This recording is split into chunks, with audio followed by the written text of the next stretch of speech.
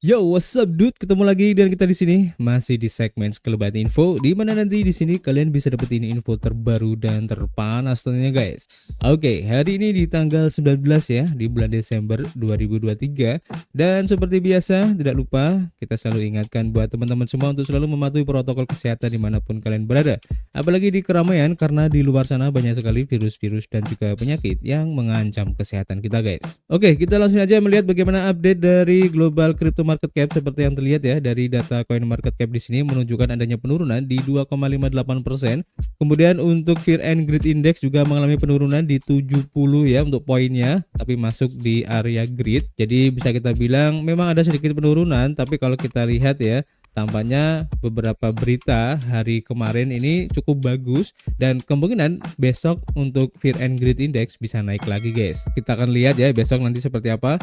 Dan tentu saja ini adalah efek kontribusi dari Bitcoin dan juga teman-teman ngopinya di sini ya. Kalau kita lihat dalam waktu 24 jam ke belakang, Bitcoin mengalami penaikan di 3,5%, guys. Ini cukup bagus banget. Bahkan sempat turun ya, menyentuh di 41.000 semalam tapi langsung rebound, guys. Nanti untuk lebih jelasnya kita akan lihat langsung ke chartnya ya. Dan untuk Ethereum juga mengalami kenaikan ya di 1%. Disusul oleh BNB juga naik di 1,34%, XRP masih sideways di 0,1%. Untuk Solana mengalami kenaikan di 4,5%, untuk Cardano juga naik di 3,9%, dan untuk Avalanche tampaknya istirahat dulu ya untuk naiknya. Sekarang perubahannya tipis di 0,2%, guys. Dan untuk beberapa altcoin yang lain ya, tampaknya tidak terlalu jauh perbedaannya ya. Bahkan untuk internet komputer atau ICP yang kemarin dalam waktu 1 minggu sudah naik 85%. Sekarang juga mengalami penurunan, guys. Seperti yang sudah saya ingatkan kemarin ya, karena kenaikannya sudah cukup tinggi, maka potensi untuk turun ini sangat besar. Dan sekarang sudah terjadi turun di 5%, guys. Dan kita akan lihat nanti perkembangannya seperti apa ya. Kemudian kalau kita lihat ya, pergerakan harga dari Bitcoin seperti yang terlihat ya dari data grafik di sini, guys, menunjukkan pergerakan yang cukup bagus ya kalau menurut saya pribadi. Dan seperti yang sudah saya bilang kemarin, ada tekanan jual yang cukup besar ya semalam, bahkan sempat menyentuh di harga 40.600 ya.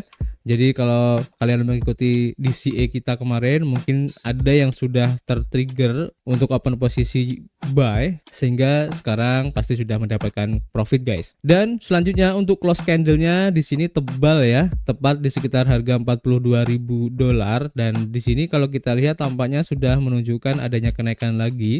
Artinya di sini untuk trend line yang terbentuk di sini tampaknya sudah tembus ya dengan close candle yang cukup bagus di atas 42.000 ya. Dan target berikutnya tentu saja akan mencoba retest di area 0382 ya, Fibonacci retracement, tepatnya di harga 44.000. Jadi kita tunggu aja nanti beberapa hari ke depan apakah bisa menembus atau enggak. Tapi kalau saya lihat secara pribadi dari news yang berkembang, tampaknya itu bakal tertembus, guys. Oke, jadi kita sudah kumpulkan ya beberapa informasi yang mungkin bisa men-trigger harga Bitcoin ini naik lagi, seperti yang dilansir dari harian The Block, di mana ETF Bitcoin Spot yang diusulkan oleh BlackRock ini mendapatkan ticker ya dalam pengajuan terbaru dengan SEC, guys. Jadi ETF Bitcoin Spot yang diusulkan oleh BlackRock dinamai dengan ticker IBIT menurut pengajuan S1 yang telah diubah pada hari Senin dengan Securities and Exchange Commission ya atau SEC, di mana pengajuan yang diperbarui juga menyertakan bahasa baru tentang mekanisme pembuatan dan penebusan yang akan digunakan oleh dana tersebut.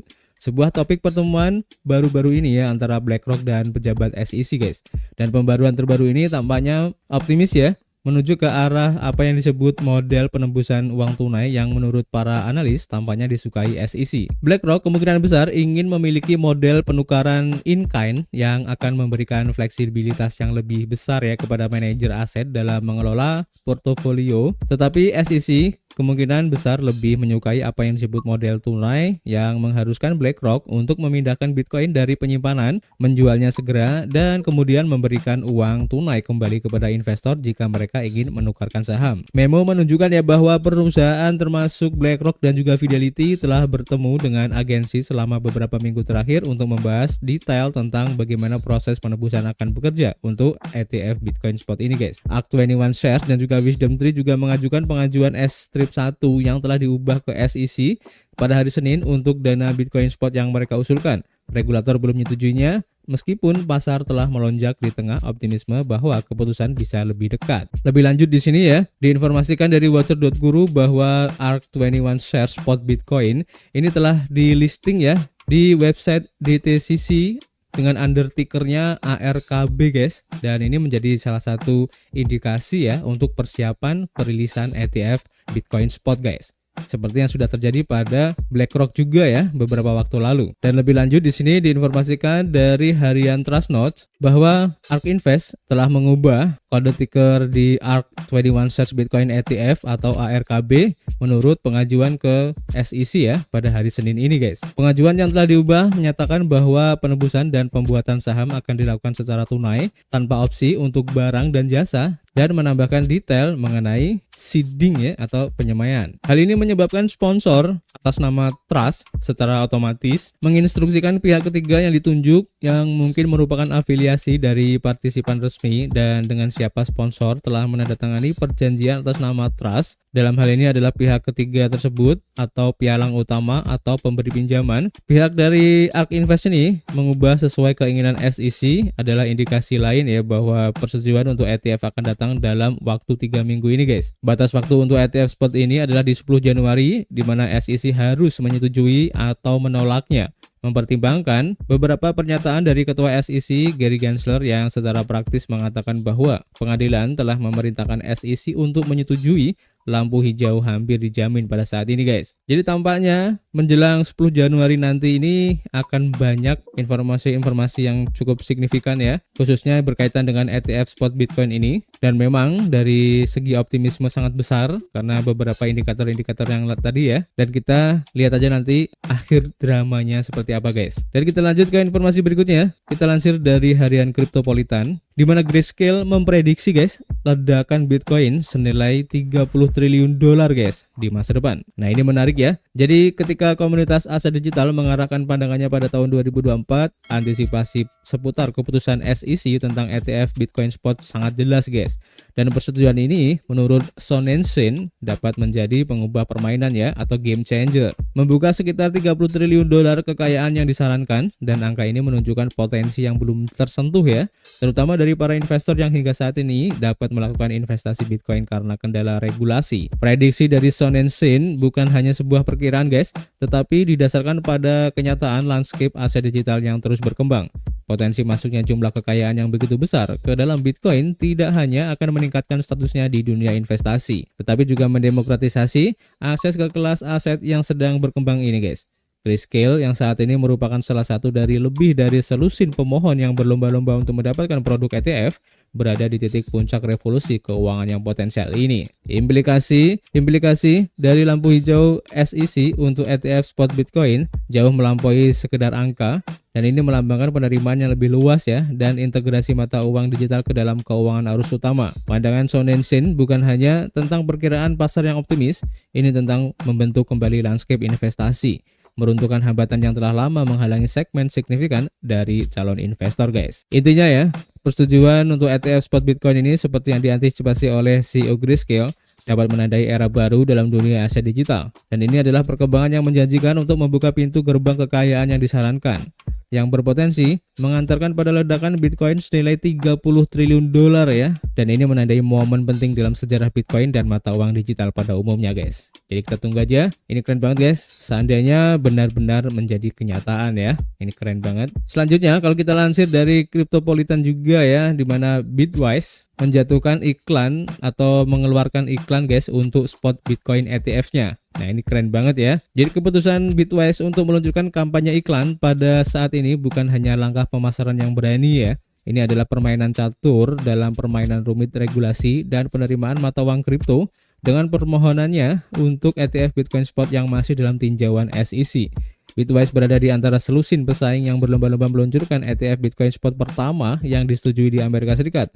Dan iklan ini tidak hanya meningkatkan visibilitas Bitwise, tetapi juga menandakan keyakinannya akan hasil yang menguntungkan guys. Antisipasi terhadap keputusan ini sudah mulai berebak ya di pasar mata uang kripto, di mana harga Bitcoin telah mengalami peningkatan yang signifikan melewati angka 38,8 ribu dolar ya, puncak yang belum pernah dicapai sejak tahun 2022.